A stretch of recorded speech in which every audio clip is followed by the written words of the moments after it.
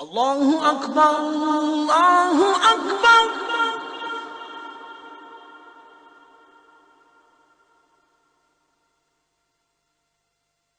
Allahu Akbar,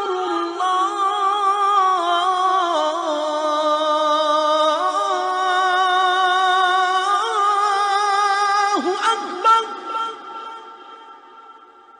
Bismillah, wa salatu wa salam à Rasulullah. Jusqu'à présent, les hommes de science, ils ont trouvé plus que 1000 informations scientifiques. C'était déjà dans le Coran, ça fait plus que 1400 ans avant ça.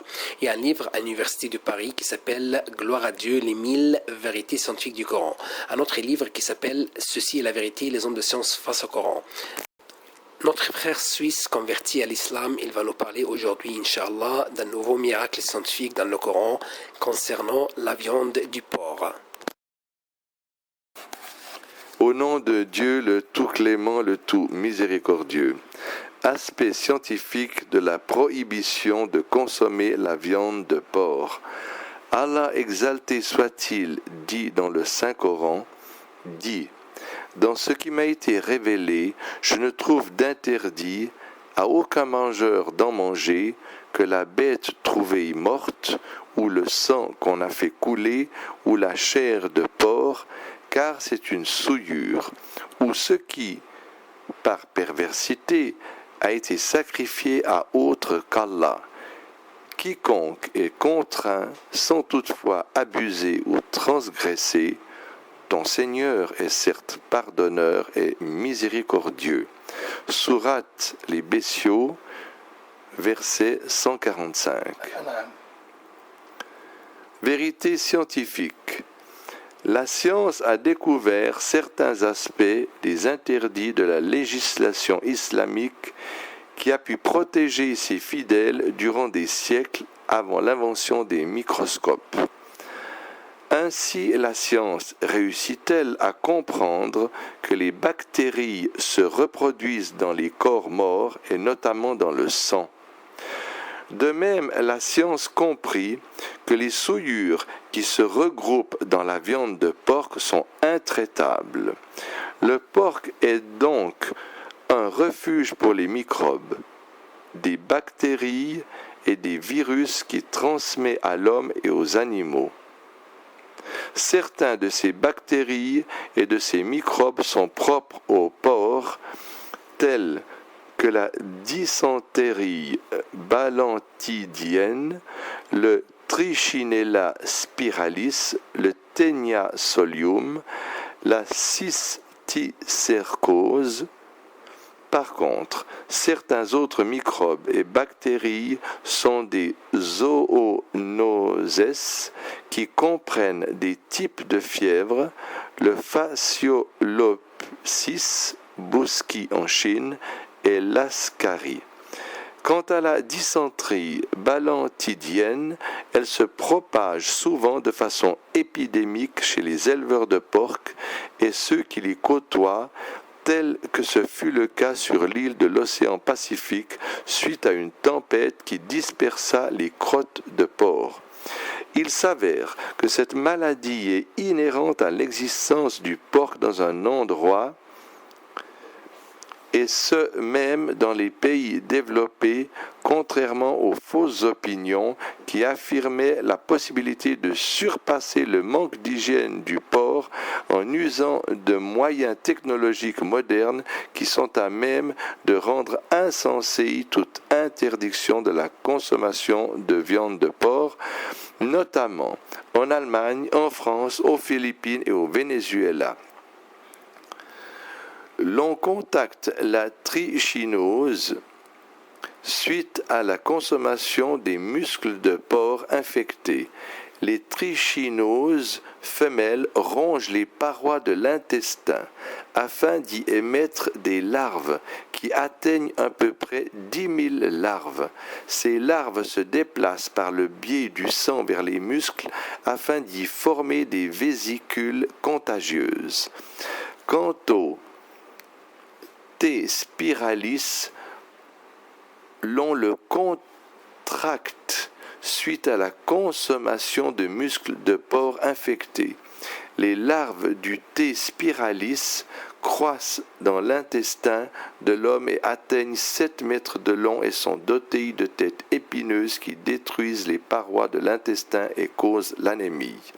Chacune de ces larves a 4 suçoirs et un cou qui favorise la production de cellules androgynes, qui paraissent être une espèce particulière qui atteignent souvent 1 millier et dont chacune produit plus d'1 millier d'œufs.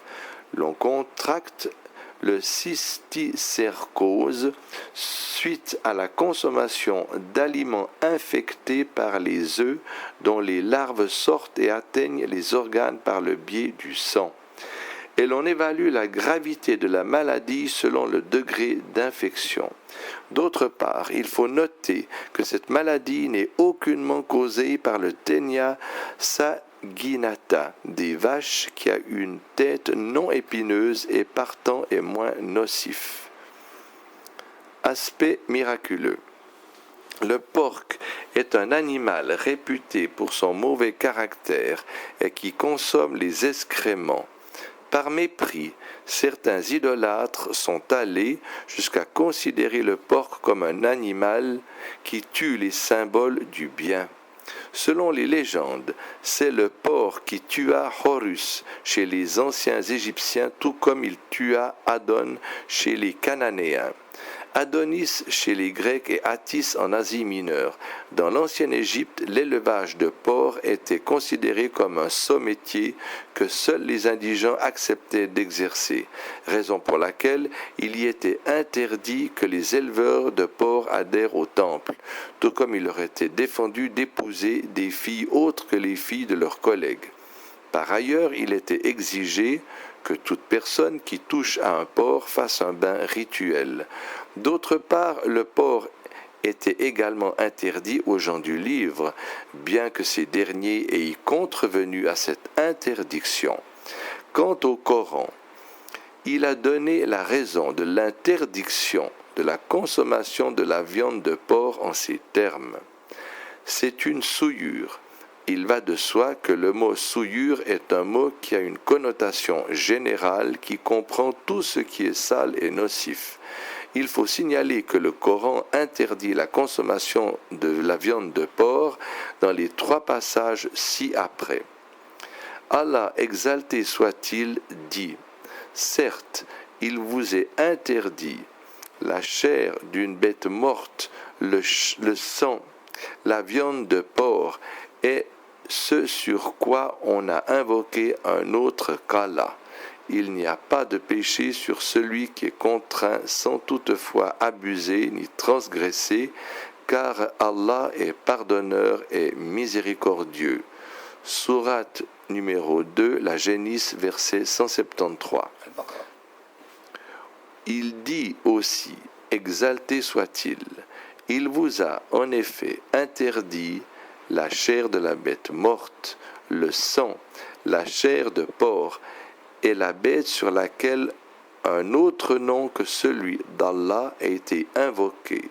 Mais quiconque en mange sous contrainte et n'est ni rebelle ni transgresseur, alors Allah est pardonneur et miséricordieux. Sourate les abeilles, verset 115. Il dit enfin, exalté soit-il, vous sont interdits la bête trouvée morte, le sang, la chair de porc, ce sur quoi on a invoqué un autre nom que celui d'Allah, la bête étouffée, la bête assommée ou morte d'une chute ou morte d'un coup de corne est celle qu'une bête féroce a dévorée, sauf celle que vous égorgez avant qu'elle ne soit morte. Vous sont interdits aussi la bête qu'on a immolée sur les pierres dressées, ainsi que de procéder au partage par tirage au sort au moyen de flèches, car cela est perversité. Sourate la table, verset 3. Cette interdiction de la consommation de porc englobe tout ce qui est consommable, y compris la graisse. L'interdiction de la graisse de porc aux Juifs était vraisemblablement liée à l'interdiction de la chair. Allah exalté soit-il dit à cet effet: aux Juifs nous avons interdit toute bête à ongles uniques, des bovins et des ovins. Nous leur avons interdit les graisses, sauf ce que portent leur dos, leurs entrailles, ou ce qui est mêlé à l'os. Ainsi les avons-nous punis pour leur rébellion, et nous sommes bien véridiques. Sourate les Bestiaux, verset 146. En effet, l'interdiction de la chair de porc sous-entend l'interdiction de la graisse, même comme nourriture pour des animaux qui sont destinés à la consommation humaine. Il est utile de noter qu'au moment de la révélation du Coran, nul ne savait les caractères nocifs de la viande de porc. Comment donc expliquer cette prévention législative si ce n'est par le fait que la législation coranique provient du savant et du sage par excellence? Le sublime omnipotent dit à ce propos: et ton peuple traite cela, le Coran, de mensonge, alors que c'est la vérité. Dis, je ne suis pas votre garant. Chaque annonce arrive en son temps et en son lieu, et bientôt vous le saurez. Sourate les Bestiaux, versets 66 et 67.